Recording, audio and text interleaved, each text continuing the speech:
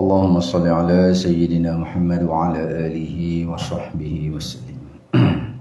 Alhamdulillah, insyaAllah kita menyambung pada sesi yang kedua bagi kitab kita yang kedua pada membicarakan ilmu fiqh fardu ain pada rubu' ibadat, menghurai akan kitab Wishahul Afrah wa Isbahul Falah bagi Syekh Muhammad bin Ismail Daud Al-Fatani rahimahullah. Bagi kitab Rumi, halaman selepas kulit kitab, pada baris pertama perenggan tulisan kecil tu, kalau kira daripada atas, ini kitab, tu baris pertama, dia jadi baris kelima, 1, 2, 3, 4, 5. Kalau kira baris yang perenggan tu baris pertama, apa? Karangan Al-Abdu Al-Fani, situ.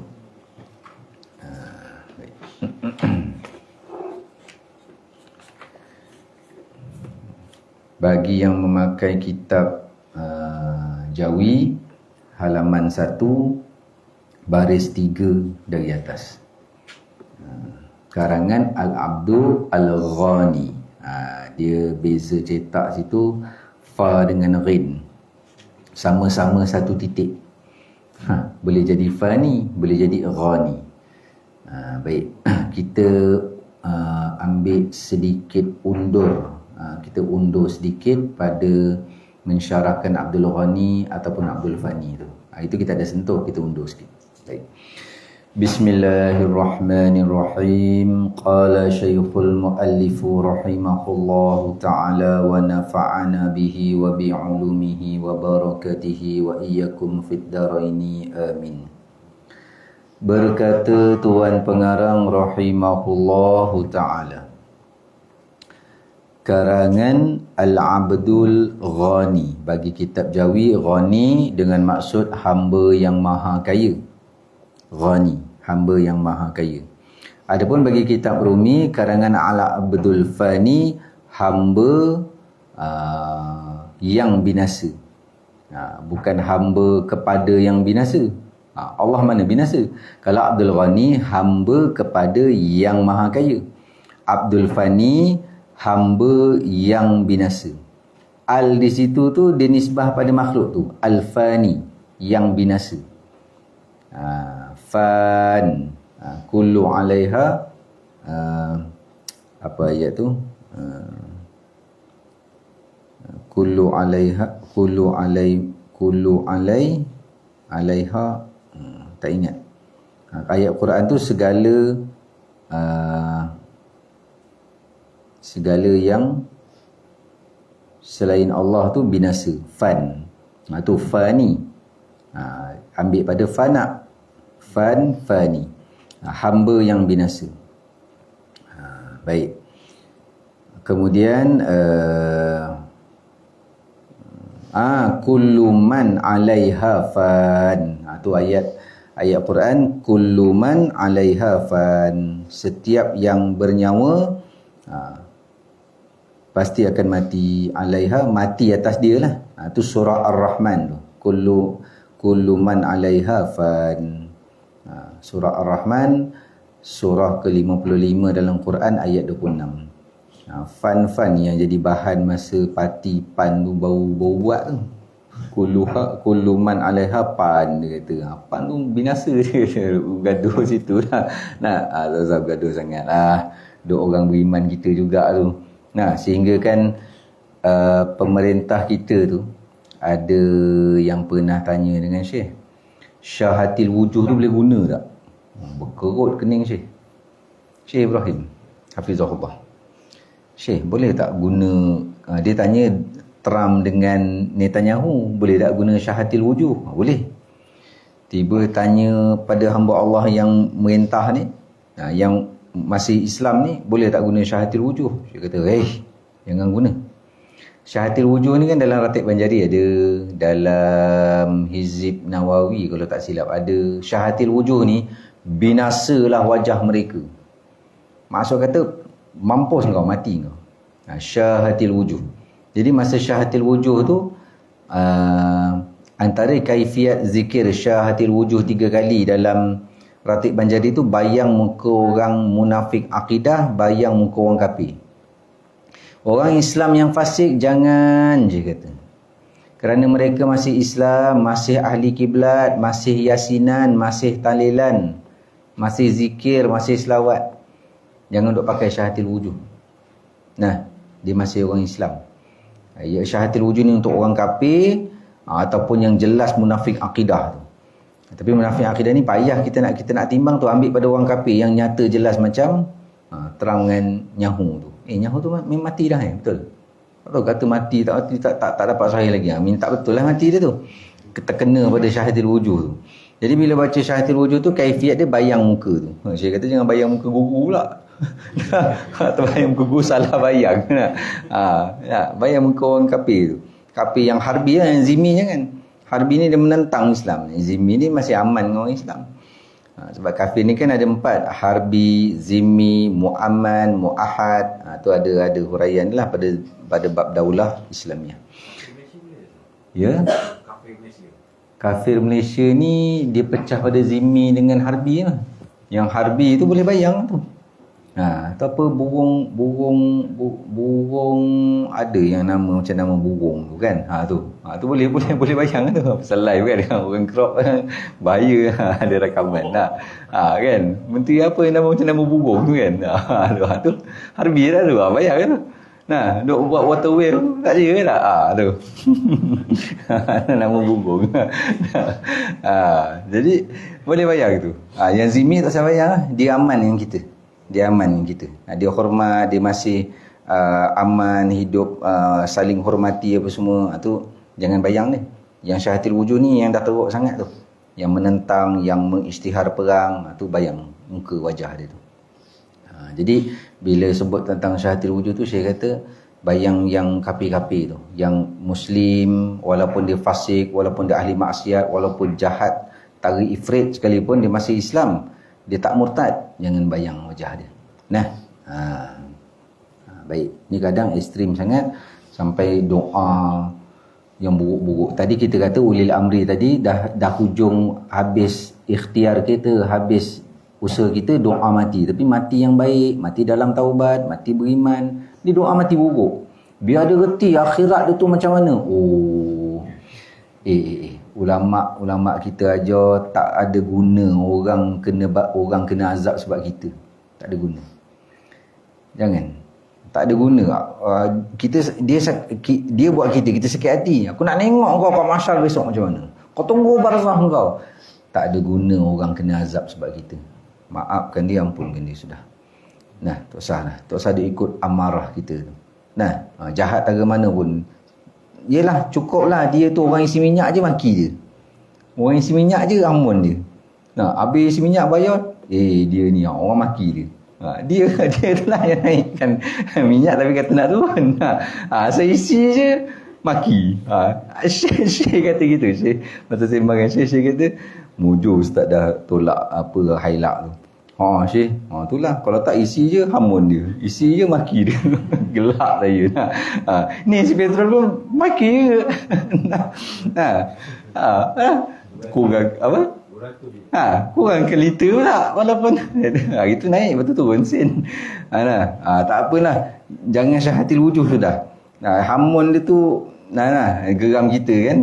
Nak ceritanya jangan sampai kita ni mengharap orang kena azab sebab kita. Jangan. Tak baik. Itu bukan ajaran yang daripada Nabi kita. Tak. Sakit mana hati kita apa semua, doa yang baik-baik biar hati kita tenang. Jangan kita berdendam. Tu dendam tu. Saya dah maafkan tapi akhirat tu tak usahlah. Baik. Jadi yang kata kullu man 'alaiha fan tadi surah Ar-Rahman yang bermaksud segala yang ada di bumi itu akan binasa. Kullu man, segala yang ada di bumi itu. 'Alaiha fan, atas mereka tu binasa. Fan. Fan sini binasa, bukan fan ilmu. Kalau kita bicara ulama-ulama ni dia kaya dengan banyak fan ilmu. Binasa ilmu. Fan situ bukan binasa, fan di situ bidang. Fan bidang-bidang ilmu. Dia mahir dalam fan fiqah, fan akidah, fan usul, fan tafsir, fan. Banyak fan ilmu yang dia mahir. Fan di situ bidang. Nah, sebab dia pegang yang ni, alaiha fan. Binasa ilmu dia tanya. Bukan binasa situ, bidang. Baik. Kemudian Muhammad bin Ismail Daud. Ni pun kita dah syarahkan itu. Ismail bin Daud nama dia. Nama dia Muhammad. Muhammad bin Ismail Daud tu kerana betapa kasihnya dia pada Syekh Daud Fatani, pengarang kitab Musalli, iaitu tok saudara dia. Tok saudara dia. Pada tahun 1845, 1845 tu tahun yang mana beliau berumur 2 tahun. Maksud kata dia lahir 1843 Masihi. Pengarang kitab ni kita ambil undur sikitlah pada manaqib pengarang ni. Syekh Muhammad bin Ismail, dia dia lahir di Kuala Terengganu. Di mana Kuala Terengganu tu? Pulau Duyung Kecil. Pulau Duyung Kecil, Kuala Terengganu. Kalau trip-trip Tuan Zamsul dengan and the gang pergi sana, naik motor, boleh naik motor pergi pulau. Kotlah Karamah kan, motor lalu atas laut. Kan ada jambatan. Atas jambatan insya-Allah lagi ke pulau tu ada jambatan. Inilah atas laut. Tak naik ferry Ustaz. Habis tak tahu Kopral Amin bagi kata baca-baca gini lalu. Jadi katalah gitu. Kalau sampai tempat berkat tu, ni tempat pengarang Wisyah ni, Pulau Duyung Kecil, Kuala Terengganu. Tu doalah. Apa-apa kat sana insya-Allah sampaikan kami di sana minal hadirin. Dia lahir kalau tahun Masihi tadi 1845 tu, dia lahir 1844. 1845 atau 1846, dia umur 2 tahun dia pergi ke Mekah. Umur 2 tahun pergi Mekah tu tok saudara dia bawa. Nak ceritanya dia lahir 1844 Masihi. Kalau Hijri ni 1260 Hijri. 1260 Hijri atau 1844 Masihi. Tu dia lahir. Lahir di Terengganu. Habis kenapa nisbah Fatani? Keturunan dia daripada Fatani. Kenapa berpindah ke Kuala Terengganu? Ketika itu Fatani berperang dengan Siam. Tak dapat nak elak macam mana, bimbang nyawa melayang ke apa ke, keluarga dia lari ke Kuala Terengganu. Dia belum lahir. Setelah keluarga dia di Kuala Terengganu, baru dia lahir. Tapi nisbah Fatani tu nisbah dia punya nasab. Jadi ketika dia di Terengganu, umur setahun 2 tahun macam tu, atuk saudara dia ambil bawa ke Mekah. Siapa tok saudara dia? Syekh Daud Fatani, pengarang kitab Muniatul Musalli. Tu dia letak nama dia Ismail Daud. Ismail bapak dia. Dia letak Daud ujung. Kasihkan ke tok saudara dia yang bela dia, bawa dia ke Mekah daripada umur 2 tahun. Kemudian lepas setahun, lepas tahun lebih 2 tahun gitulah, datuk saudara dia tu meninggal. Maksudnya pengarang kitab ni umur setahun 2, masih baby lah, bawa ke Mekah. Kemudian pengarang kitab ni umur 3-4 tahun gitu, Syekh Daud Fatani ni meninggal. Jadi asbab dia bawa ke Mekah tu, dia membesar di Mekah, jadi ulama. Kita mujur tak dibawa ke Mekah. Tak jumpa kita kat sini. Jadi dia kasihkan atuk saudara dia tu yang bawa dia jadi asbab dia jadi ulama apa semua tu. Kasih ni dia letakkan nama atuk dia, Ismail Daud. Kenapa tak kalau dah atuk, apa letak Ismail Daud? Kan Ismail bin Daud. Ni bukan atuk betul, tok saudara. Tok saudara. Bukan datuk kandung yang senasab tu. Baik. Kemudian yang kata terus dia kata Muhammad bin Ismail Daud Al-Fatani. Fatani ni nisbah tempat tinggal keluarga dia, iaitu Fatani Darussalam. Fatani Darussalam macam Brunei. Brunei Darussalam, Fatani Darussalam. Satu itu Darussunnah, tapi itulah Darussunnah tapi banyak masalah. Ujung tu kan Darussunnah tu. Tempat wilayah harum manis tu kan. Tak faham sudah. Baik. Terus pada menyatakan, sini kita sambung hari ni. Itu kita berhenti kat Fatani. Pada menyatakan rukun iman dan rukun Islam. Kata kitab fiqh. Ni rahsia-rahsia ulama karang kitab. Walaupun kitab ni kitab fiqh, memang perbahasan dia banyaknya fiqh, tapi didahulukan rukun iman, rukun Islam. Kenapa? Fiqh tu tak akan dikira, tak dikira sah, tak akan diambil, tak akan diterima Allah fiqh tu, melainkan iman Islam selesai dulu. Maksud iman Islam selesai dulu tu, iman dia belajar, Islam dia belajar. Islam bukan fiqh tu. Yang maksud rukun iman, rukun Islam. Memang rukun Islam 5 perkara tu, rukun Islam tu nengoknya pada fiqh. Semayang fiqh, puasa fiqh, zakat fiqh, haji umrah fiqh. Bukan maksud pengamalan fiqh rukun Islam tu. Maksud Islam di situ menerima secara lisan. Apa? Terima zahir. Terima zahir ni apa? Terima dengan lisan segala yang dibawa datang oleh Rasul daripada Allah. Aku terima syahadah, mengucap. Aku terima sembahyang fardu, sembahyang 5 waktu tu kewajipan. Puasa Ramadan tu aku terima sebagai kewajipan. Tu sebut tu. Tapi kita tak sebut ayat tu, kita kata apa? Sembahyang wajib, puasa wajib, zakat wajib. Itu lisan lah tu, terima zahir. Sahlah Islam. Dia mengucap sah Islam. Tapi puasa Ramadan tak wajib, murtad balik. Kan masalah lisan tu. Jadi bila mengucap sah Islam, itu untuk orang kafir. Nak sah Islam mengucap. Kita yang mak ayah Islam, sah Islam dengan keturunan. Dipanggil taba'an li abawaih, mengikut pada mak bapak, mengikut pada dua orang tua kita. Dua orang tua kita Islam, Islam kita serta merta sah, dipanggil Islam baka, Islam keturunan.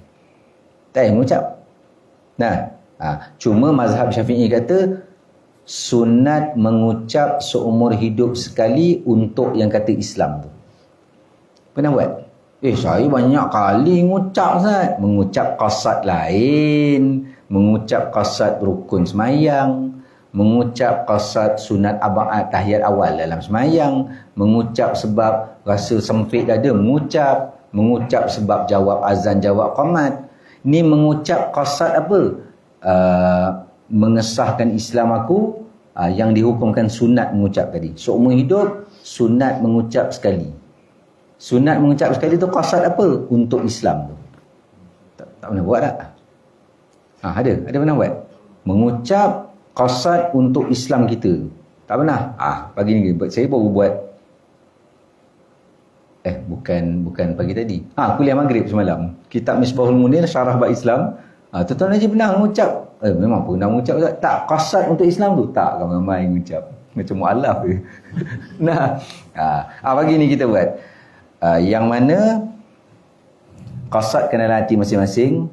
Ya Allah, aku mengucap pagi ni untuk keislaman aku. Itu qasad dia. Sedia kita mengucap asyhadu an la ilaha illallah wa asyhadu anna Muhammadar Rasulullah.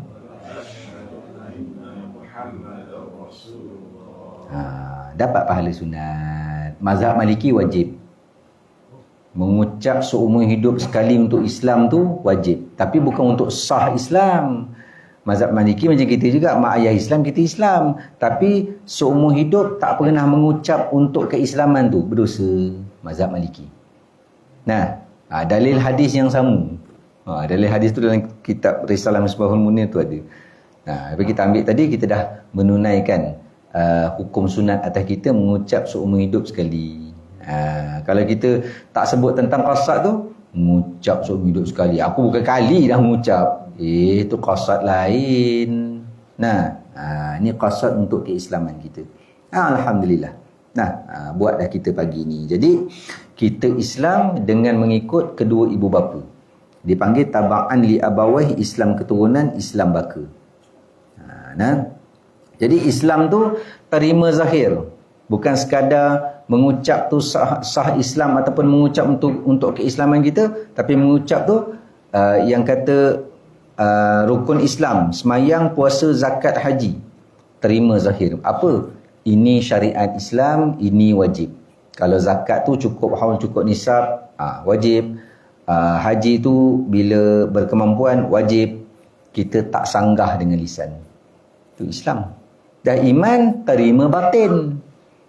Islam qabul zahir, lidah. Iman qabul hati. Islam qabul zahir, lidah. Iman qabul batin, hati. Dua situ. Qabul apa? Terima. Islam qabul zahir atau terima zahir. Zahir benda lisan, lidah, mulut. Dah iman qabul batin atau terima batin, iaitu hati. Tu rukun iman dan rukun Islam. Saya ulang Islam qabul zahir atau terima zahir. Zahir apa? Lidah. Da iman qabul batin atau terima batin. Apa dia? Hati. Atau kita tak ambil perkataan batin, qabul hati. Iman qabul hati. Islam qabul lidah. Jadi dia gini. Rukun Islam, semayang, puasa, zakat, haji, benda zahir. Terima tak? Lisan terima. Semayang wajib, puasa wajib. Dalam terima tak? Dalam terima. Ada iman. Dalam ni terima. Semayang wajib, puasa wajib. Dalam ni terima. Tu dua-dua terima. Benda bab semayang puasa ni ringan lagi kalau nak sebut. Terima zahir, terima batin. Malaikat. Benda ghaib. Zalikal kitabu la raiba fih hudal lil muttaqin alladzina yu'minuna bil ghaib. Benda ghaib. Benda ghaib. Itulah ustaz, saya kadang cerita pasal jin-jin ni orang tak percaya. Kau bila ghaib je jin. Kau bila ghaib je saka. Hantu raya. Itu je kau tahu. Orang cerita orang tak percaya. Dia perawat. Benda ghaib tak mesti jin, malaikat, syurga neraka, barzah, apa kiamat. Ada lagi yang ghaib ni mana? Perbahasan qada dan qadar. Tu takdir, qada apa, qadar apa. Qada sabit dengan sifat iradah, qadar sabit dengan sifat qudrah. Rukun iman ke-6 balik semula pada sifat 20. Kalau Allah, Rasul, kemudian malaikat, kitab tu zahirlah. Rasul tu dah tak zahir pada mata kita, hanya syariat saja. Jadi bila kata tadi semayang puasa, terima lidah, terima hati. Dalam hati ni semayang wajib, puasa wajib. Selesai dah. Bab malaikat, bab qada qadar, bab barzah. Barzah ada kat mulut. Terima zahir, perkara batin. Perkara batin tu ghaib lah. Tadi terima zahir, perkara zahir. Semayang puasa, perkara zahir. Terima zahir, perkara zahir. Terima batin, perkara zahir. Terima batin, hati terima kan, perkara zahir. Jadi terima zahir, perkara zahir. Terima batin, perkara zahir. Sekarang terima zahir, perkara batin. Malaikat percaya? Malaikat ada. Jin ada. Syurga neraka, barzah ada. Akhirat ada. Malaikat ada. Itu sebahagian antara perkara batin. Terima zahir, perkara batin. Qada qadar, takdir Allah, Saya beriman. Tengah kena nikmat, tengah kena musibah. Anak kena begitu, begini apa semua. Ada orang meroyan. Meroyan tu. Tak terima zahir. Zahir tu tak terima. Perkara apa? Perkara batin. Qada' qadar. Macam mana iman? Tu. Rukun iman tu.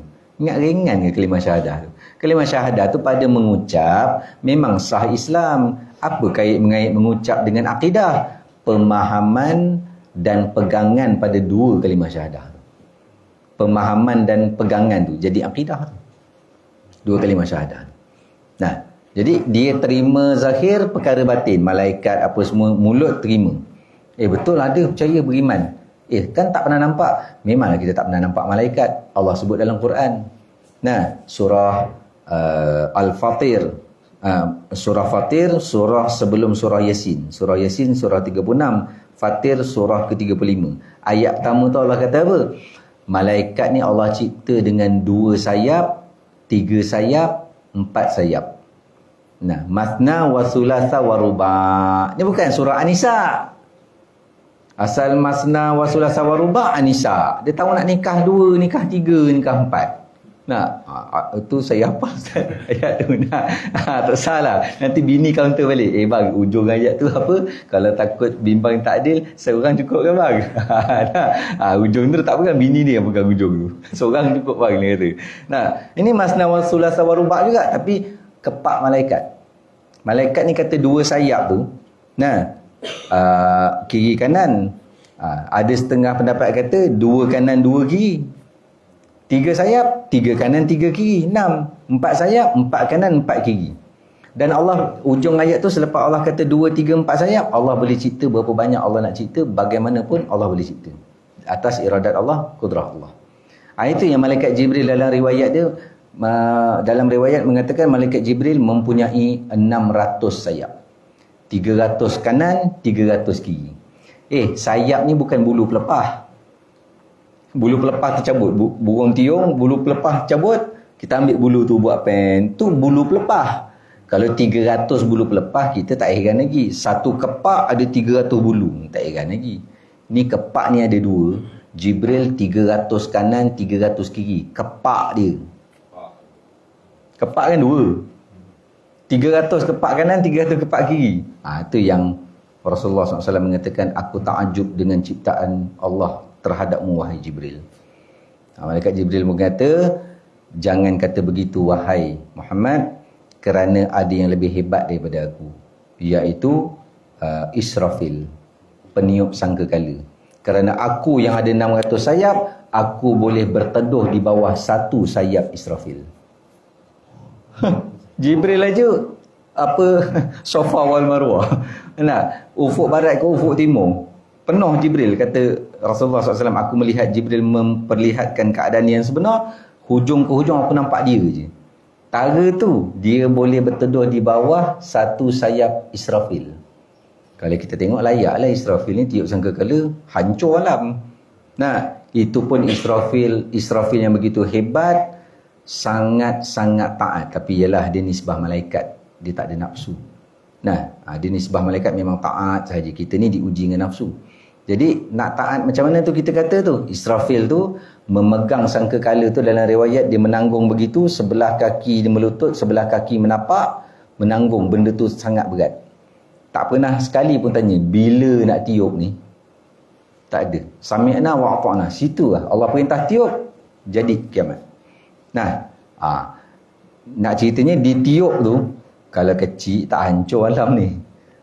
Jadi dia sangat besar sehingga malaikat Jibril boleh berteduh di bawah 1 sayap Israfil. Jika begitu wahai Jibril, aku kagum dengan penciptaan Israfil. Sebentar wahai Muhammad, jangan kau kata begitu, kerana ada yang lebih hebat daripada Israfil, iaitu Izrail, pencabut nyawa. Salah satu daripada 8 malaikat yang menanggung arash. Malaikat yang menanggung arash ni 8 malaikat.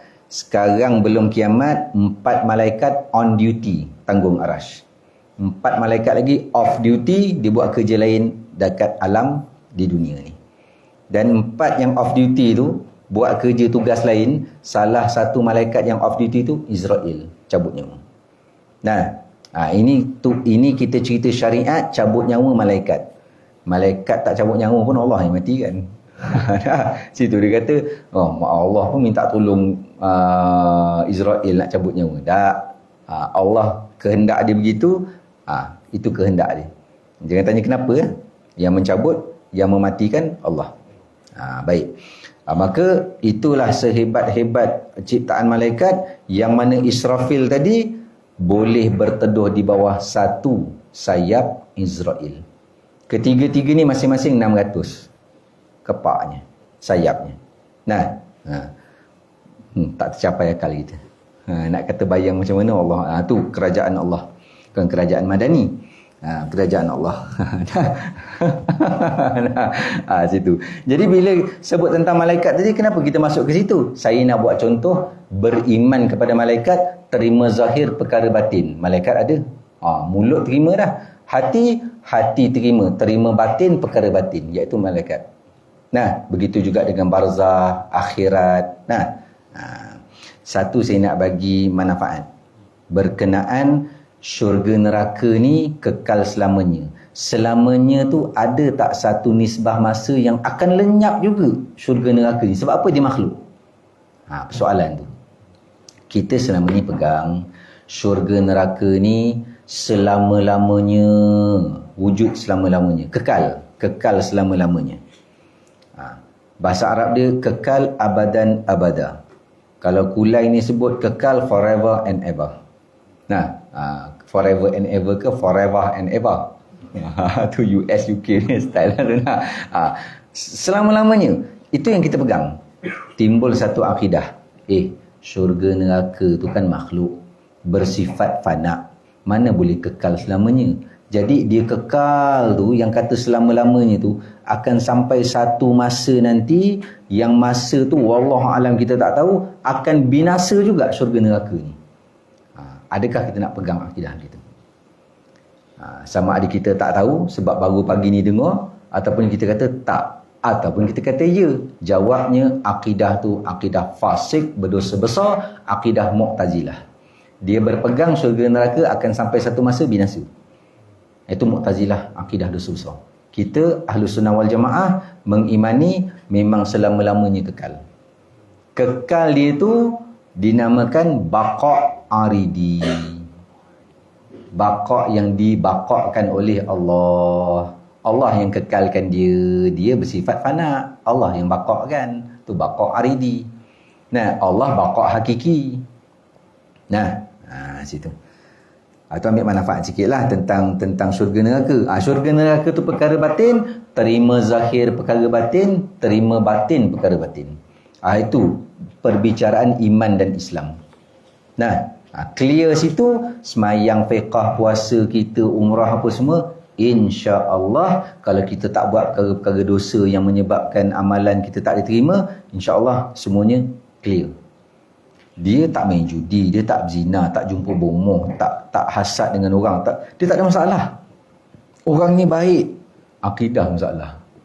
Bila akidah masalah, fiqah dia di sisi manusia soleh, baik, beramal. Akidah, rukun Islam, rukun iman jahil, menyebabkan fiqah yang cantik sia-sia. Kan rugi. Itu nisbah ulama karang kitab fiqah. Mula-mula kata apa? Pada menyatakan rukun iman dan rukun Islam. Alah ustaz, rukun iman dah hafal, masuk je tu pada fiqah. Sedap dia kata. Cari guru lain lah. Tak usah cari aku. Kalau ikut hafal, tuan-tuan ni bagi, besok saya datang saya cek. 6 rukun iman, 5 rukun iman. Hafal. Settle lah. Okay. Senang gitu. Tak. Hafal tu sunat, faham tu kurniaan Allah, belajar tu wajib. Baik. Maka awal kitab ni bicara akidah juga. Kitab Wisyah ni kitab fiqah. Awal bicara kitab ni kandungan dia akidah juga, tauhid juga. Mana tu rukun iman, rukun Islam tu. Dia sama susunan dengan kitab Safinatun Najah. Kitab Safinatun Najah tu banyak pada Tariq Yaman, Tariq Habaib. Lepas belajar risalah jamiah tu tauhid fiqh tasawuf ringkas. Kira kitab darjah 1 lah. Lepas tu naik darjah 2 kitab Safinah. Safinatul Najah pun begini juga. Fiqh tapi awal sekali rukun iman, rukun Islam. Jadi bila kita belajar kitab Faridah dengan kitab Wisyah, Faridah tauhid, Wisyah pun tauhid. Dia banyak tauhid je kita main situ. Lepas tu bila tauhid tu dah, Faridah tu dah kat tengah, Wisyah ni dah mula masuk fiqh. Nah, dia ulama susun tu cantik kenapa? Fiqh tu kau buat kemas dengan iman kau yang dah belajar begini ni, insya-Allah terpandu. Situ lah. Tapi nak terpandu tu ginilah, nak buat benda cantik tak sekejap. Nak buat benda cantik tak sekejap. Nah, kita nak buat majlis taklim gini ni, apa yang Allah lalukan pada Tuan Syamsul? Apa yang Allah lalukan pada Qafrul Amin? Apa yang Allah lalukan pada saya? Sehingga kita semua bertemu buat majlis taklim di sini. Banyak liku yang kita lalu. Nak buat benda cantik tu tak sekejap. Nah, apal rukun iman, rukun Islam dah, lepas tu syurga Firdaus. Sedap engkau, syurga Adenan belum tentu. Allahu Rabbi, neraka Saqar yang nampak. Allah Rabbi. Nah, jadi lepas dia bicara akidah tu, barulah dia masuk pada perbahasan fiqh. Baik. Cuma kitab Wisyah ni akidah dia tu ringkas. Rukun iman, rukun Islam. Kalau dengar-dengar, Ustaz, macam tak minat lah Ustaz. Kenapa? Macam anak saya je belajar kafar. Dah. Nak tahu minat tak minat, kang tanya ke kang? Belajar. Nah, baik. Kemudian terus lepas dia kata bicara rukun iman dan rukun Islam, ringkas-ringkas. Ringkas-ringkas tu faham je lah. Dan beberapa hadis. Dan beberapa hadis yang menakuti akan orang yang meninggalkan sembahyang. Dia masuk hadis-hadis yang menakutkan, hadis yang menyeramkan. Apa hadis yang menakut menyeramkan ni? Hadis-hadis ancaman, hadis-hadis amaran, azab, siksa. Nah, hadis-hadis amaran, ancaman, azab, siksa kepada golongan yang meninggalkan sembahyang fardu. Supaya apa? Dia dah bicara rukun iman, rukun Islam, dia letak pula hadis tu. Kenapa Syekh Muhammad Al-Fatani ni letak hadis tu? Lepas rukun iman, rukun Islam, supaya memberi rasa gerun, seriau, seram, takut pada melakukan dosa besar. Dosa besar apa? Tinggal sembahyang. Daripada dia gerunkan dosa besar tinggal sembahyang tu, azab-azab tu menggerunkan, menyeramkan, jadi orang tu berubah kepada taat menunaikan sembahyang. Nah, situ. Allahu Rabbi. Kemudian terus, dan segala hukum bersuci. Bersuci tu ambil istilah Arab dia, dobit atas bersuci tu taharah. Taharah. Taharah tu bersuci lah. Taharah, tuhur. Jadi lepas hadis ancaman meninggalkan sembahyang, dia masuk bab bersuci. Lepas akidah masuk hadis, lepas hadis baru masuk fiqh. Fiqh bersuci. Bersuci ni tak berat bicara dia, tapi orang ambil ringan. Faham situ? Bicaraannya tak berat. Maksudnya bicaraannya ringan saja, tapi orang ambil ringan. Ambil ringan jadi tak belajar. Habis. Kerana baru tadi pagi di kuliah subuh di masjid ACDC di Kempas, kupas bab wuduk. Wuduk ni maksud kata bab taharah. Dikupas hadis-hadis yang menyebutkan antaranya at-taharatu miftahus solah, bersuci itu kunci sembahyang. Hadis lain mengatakan Allah tidak akan menerima sembahyang seseorang hamba melainkan dengan bersuci. Nah, penting bersuci. Dan Allah tidak akan menerima sembahyang seseorang hamba melainkan bersuci. Saya dah bersuci. Bersuci kot pandai dia ke kot ilmu? Nah, contoh ginilah, saya buat contoh je. Orang ni berbalut tangan, berbalut. Satu tangan, satu kaki. Adalah benda bertampal plaster. Dia nak wuduk. Tangan kat sini. Kalau tangan kat bahu tak kena anggota wuduk. Ni, tangan balut sini satu. Kaki dekat kaki ni buku lali atas kaki tu balut. Nak wuduk dan tayamum ke? Nak wuduk sahaja ke?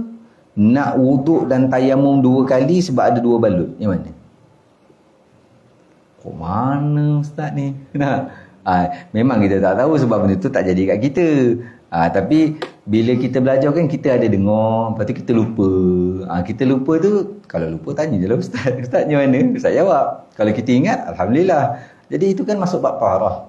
Jadi dalam qaul mu'tamad mazhab Syafi'i, wajib wuduk, wajib tayamum ikut berapa banyak balut. Wuduk sekali, tayamum tadi ada berapa balut? 2 kali tayamum. Qaul mu'tamad. Tak larat. Ambil qaul dhaif. Qaul dhaif ada 2 dalam mazhab Syafi'i. Qaul dhaif yang pertama, wuduk sekali, tayamum sekali. Tak kira berapa balut pun, tayamum sekali. Tayamum payahlah ustaz, debu-debu ni. Ambil qaul dhaif yang kedua, iaitu wuduk sahaja, tayamum tak ada. Situ. Kan bab taharah tu. Jadi wuduk sahaja, tayamum tak ada. Qaul dhaif yang kedua mazhab Syafi'i ni, qaul dhaif yang kedua ni ittifaq dengan mazhab Hanafi dan Maliki. Sepakat dengan mazhab Hanafi dan Maliki. Kerana apa? Hanafi dan Maliki kata dalam satu ibadat tidak ada 2 taharah. Wuduk 1 taharah, tayamum 1 taharah. Hanafi dan Maliki kata dalam satu ibadat tak ada 2 taharah. Maka qaul dhaif yang kedua mazhab Syafi'i ni, qaul dhaif yang kedua tu sepakat selari ittifaq dengan Hanafi Maliki. Wuduk saja.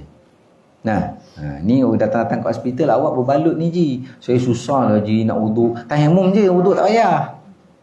Orang kata wuduk sahaja, tayamum tak payah, dia terbalik. Tayamum tadi, wuduk tak payah.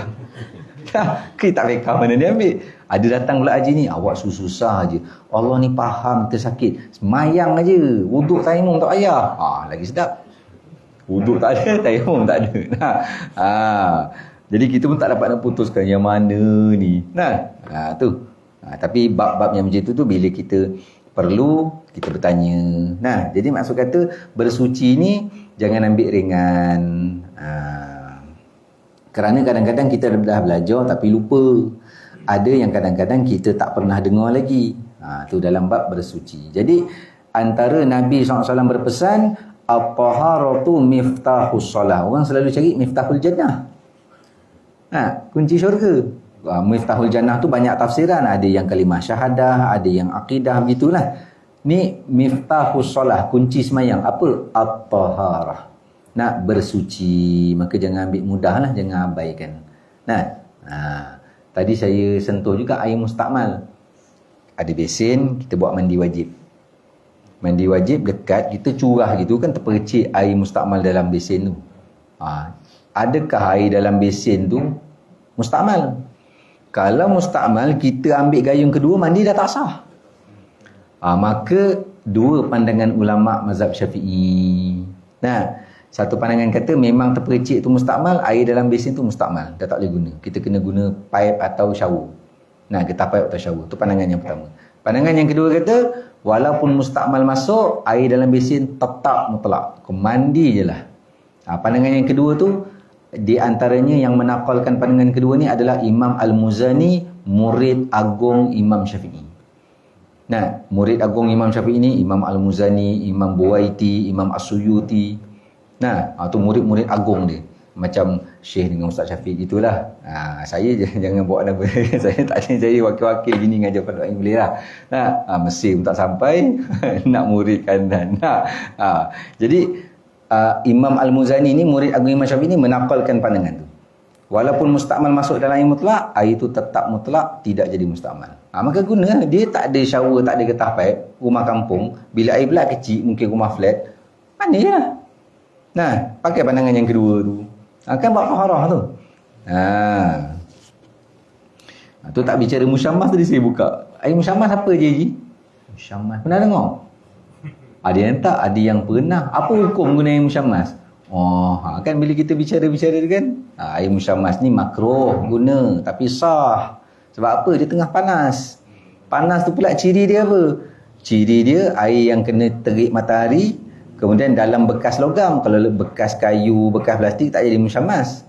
Bekas logam. Logam pula bekas yang berkarat.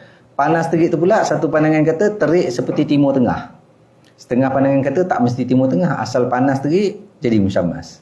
Jadi bila musyammas, kita ambil wuduk tu sah tapi makruh. Kenapa? Panas tu boleh mudarat. Termasuk air yang sangat sejuk. Dinamakan musyammas juga. Sebab musyammas ni syams, benda yang kena terik matahari. Tapi benda sejuk pun di istilah musyammas juga.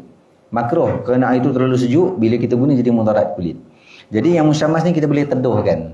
Gedukkan dia dah sejuk suhu, boleh guna. Harus. Nah, cuma harus makruh tu dua-dua tetap sah. Itu cerita musyammas. Kan? Jadi itu bab taharah. Jangan ambil ringan, mungkin kadang kita lupa. Baik. Terus segala hukum bersuci dan istinja. Istinja kait dengan air pula. Istinja. Apa istinja? Istinja apa Ali? Istinja. Apa? Menghilangkan najis. Itu istinja. Nah, menghilangkan najis. Ain najis tu hilangkan. Menghilangkan najis. Bila kata istinja, menghilangkan najis. Haji, najis ada berapa? Banyaklah ustaz. Taik tu, taik segala taik disebut. Najis. Sampai taik mata, taik gigi, taik hidung, taik telinga, taik kuku disebut.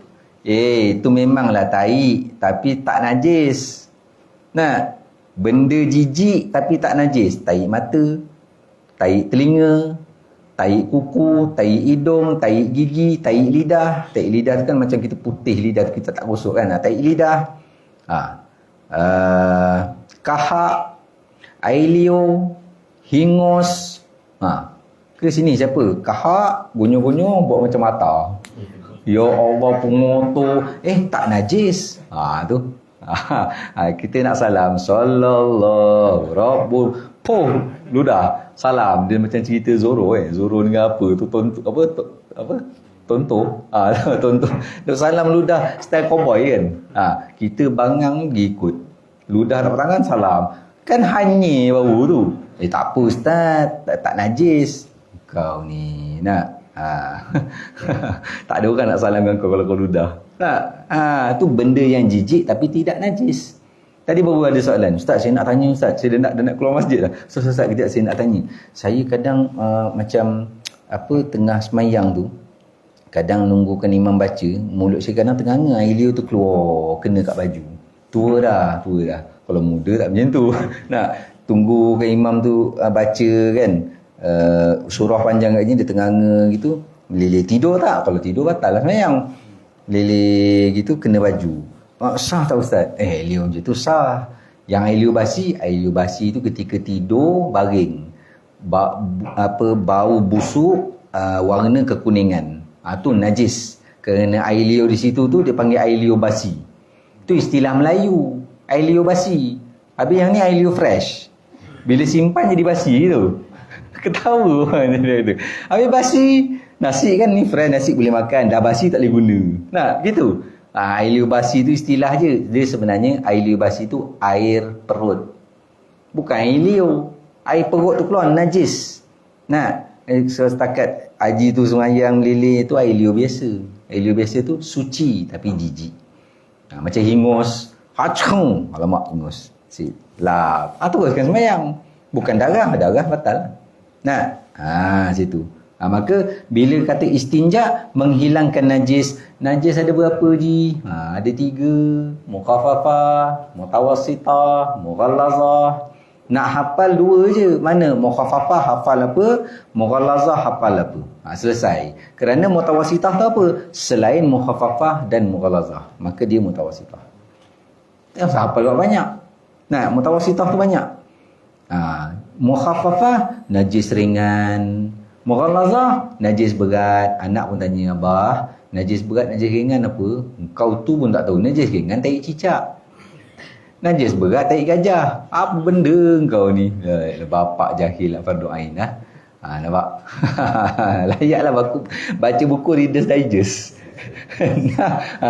Lepas tu jawab fiqh macam tu. Di kalangan mukhaffafah ni kita ambil manfaat sikit. Mukhaffafah ni ciri pertama air kencing. Tai tak masuk. Air kencing pula bayi lelaki. Dah kau air kencing baby perempuan, mutawasitah.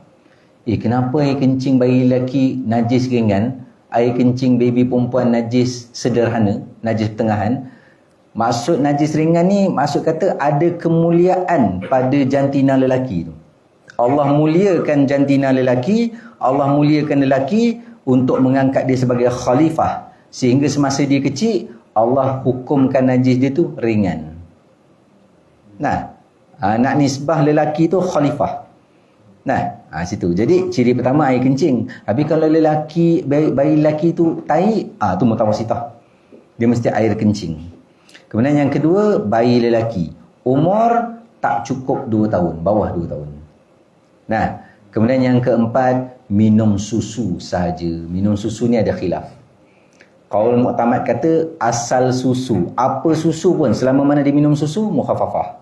Susu orang, susu haiwan, susu tumbuhan, susu soya, susu formula, susu tepung.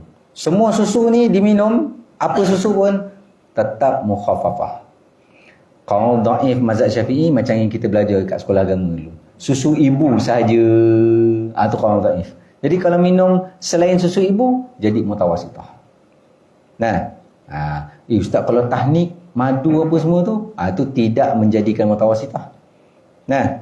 Yang jadikan mutawasitah, umur setahun lebih, sumbat bubur McD. Sumbat bubur tu, sumbat es krim, dia dah makan macam-macam selain susu, air kencing dia mutawasitah. Tak hukum mukhaffafah. Kalau air kencing mutawasitah ke mukhaffafah ada beza ke? Ada beza. Cara menyuci dia. Tu nak kata bahas istinja, menghilangkan najis. Najis ada hukum dia pecah pada 3 dan tiap-tiap satu berbeza cara basuh najis. Situ. Orang dengar benda tuan, belajar bab najis ni. Alah benda. Kau perlekeh syariat Rasulullah SAW. Tanya engkau dengan kau tak kerti. Dengar tu pahala besar. Pasal ilmu tu fardu. Kita nak semayang banyak, letih lutut. Ni dengar letih juga lutut, tapi dengar tu duduk gini kan, urut lutut sikit. Pahala besar. Tadi pahala lagi besar, ilmu fardu ain tauhid tu lebih besar pahala berbanding fiqh tasawuf. Ni grade kedua fiqh tasawuf ni pahala besar kerana masih ilmu yang fardu. Duduk dengar pahala besar. Ada kadang terlelap. Pahala jalan lagi kerana terlelap. Bukan sengaja lelap. Kalau sengaja lelap, ustaz pun qala syekhul muallifu, dia pun bismikallahumma ahya wa amut. Putus rahmat. Sengaja lelap. Ni terlelap, pahala besar. Kalau semayang terlelap, batal semayang. Fikir situ. Tapi sebenarnya bukan kita nak cerita pahala, belajar tu. Jadi istinja tu menghilangkan najis, maka wajib reti. Wajib reti apa? Wajib reti istinja lah. Sabar dulu. Wajib reti rukun istinja. Ni kalau kitab moden banyaknya tak ada letak. Berapa rukun istinja? Ali berapa? Hari ni banyak tu nama Ali biar dia. Nanti lama-lama Syekh yang tanya dia. Baik bapak dia tanya dia dulu. Rukun istinja ada 4. Rukun istinja ada 4. Ini sebagai cukup yang terakhir. Yang terakhir. Rukun istinja ada 4. Yang pertama Islam. Orang kafir istinja tak nama istinja, tu nama basuh najis. Nak istilah nama istinja ni Islam. Yang kedua alat istinja. Alat istinja ada berapa? Alat istinja. 2, 3. Pertama air, kedua benda kesat, ketiga debu tanah. Tapi yang sebenarnya debu tanah tu bukan alat istinja sebenarnya. setepatnya dua lah. Kerana debu tanah ni ganti wuduk, dia mengangkat hadas. Nah, bila kita nak mandi wajib tak ada air, kita tayamum, tu debu tanah. Nah, bila kita nak ambil wuduk tak ada air, kita tayamum, tu debu tanah, dia pada mengangkat hadas. Jadi kalau kata yang setepatnya dua, iaitu air dan benda kesat. Benda kesat tu lah, tisu lah, batu kering lah, apalah. Jangan masukkan tulang. Tulang walaupun benda kesat, haram kita buat istinja. Istinja sah tapi haram, berdosa. Kenapa? Nabi dah pesan tulang tu makanan saudara kamu, jin. Nah, yang kedua, haram kita buat istinja makanan yang kesat seperti roti kering. Tengah camping apa semua, tengah tak ada air, nak istinja ada roti kok tu, roti keras tu, boleh ni istinja? Haram. Nah, jangan. Nah, tak boleh. Tu bab istinja. Jadi yang pertama Islam, kedua alat istinja iaitu air dan benda kesat. Yang ketiga tempat yang diistinja. Tempat yang diistinja. Ada berapa tempat yang diistinja? 2, kubul dan dubur. Nah, saya pun tanya anak murid saya, ada satu kat rumah pelindungan lah. Kubul dan dubur, nampak macam mengantuk kat belakang tu kan. Bang, belakang tu. Kena jerit. Orang dengar live kadang sampai dia cakap ke kawan dia, "Mujur aku tak ikut kuliah ustaz yang depan-depan." Garang dia kata. Saya garang tengok tempat kat sini, saya mana ada garang. Anak-anak tu lah, kalau tak garang tak jalan. Jadi saya tengok, bang, belakang tu, nampak kan tu? Apa tempat yang diistinja? Kubul dan dubur. Tahu tak? Tahu. Dia baru terjaga. Tahu. Ulang. Kubul dan jubur, dia kata. Satu rumah tahu. Saya kata, diam. Kubul dan jubur. Dubur. Jubur. Nah, dubur. Kubul, zakar atau faraj. Zakar bagi lelaki, faraj bagi perempuan. Dubur ni, punggung, lubang punggung tu. Jadi tempat yang diistinja 2. Itu rukun istinja yang ketiga. Tempat yang diistinja. Jadi kita basuh tu dekat kubul atau dekat dubur. Jadi kalau darah dekat tangan, darah dekat tangan, yang kita Islam, yang tadi kata alat istinja, kita guna air. Kemudian tempat yang diistinja, kubul ke ni? Dubur? Tak. Tapi kita menghilangkan najis, tu tak nama istinja. Tu nama basuh najis. Najis darah. Nah, melainkan darah kita tu dekat dubur, baru nama istinja. Jadi yang pertama Islam, kedua alat istinja, 2 air dan benda kesat. Yang ketiga tempat yang diistinja, 2 kubul dan dubur. Yang keempat yang diistinjakan. Yang diistinjakan. Apa? Najis. Rukun yang keempat yang diistinjakan, iaitu najis. Jadi kalau dekat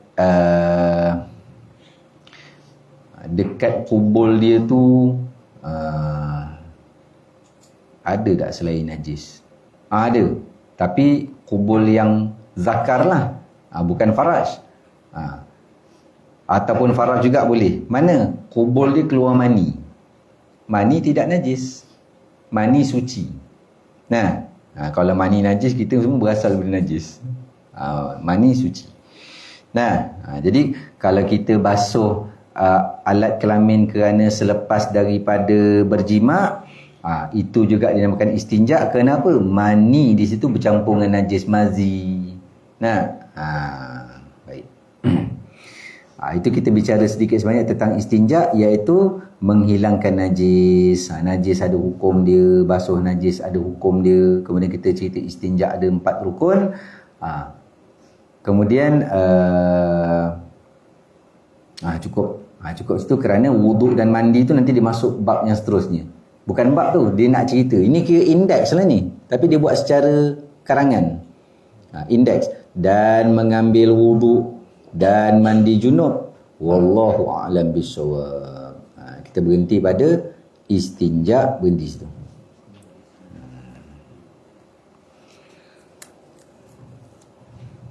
Jadi cukup sekadar tu, saya mohon ampun dan maaf di atas kekasaran bahasa, ketelanjuran kata, keburukan adab, kerendahan akhlak. Jika ada salah di dalam penyampaian, saya mohon ampun dan maaf. Kita tangguh majlis kita dengan kafaratul majlis dan suratul Asr. Subhanakallahumma wa bihamdika asyhadu an la ilaha illa anta astaghfiruka wa atubu ilaih. فاغفر لي وتب علي إنك أنت التواب الغفور لا يغفر الذنوب إلا أنت بسم الله الرحمن الرحيم والعصر إن الإنسان لفي خسر إلا الذين آمنوا وعملوا الصالحات وتواصوا بالحق وتواصوا بالصبر. بسم الله الرحمن الرحيم الحمد لله رب العالمين والصلاة والسلام على أشرف الأنبياء والمرسلين وعلى آله وصحبه أجمعين. اللهم افتح علينا فتوح العارفين اللهم انفعنا بما علمتنا وعلمنا ما ينفعنا وزدنا علما وارزقنا فهما صحيحا وصلى الله على سيدنا محمد وعلى آله وصحبه وبارك وسلم والحمد لله رب العالمين. تقبل الله منكم منا ومنكم تقبل يا كريم. أقول قولي هذا وأستغفر الله العظيم لي ولكم والسلام عليكم ورحمة الله وبركاته.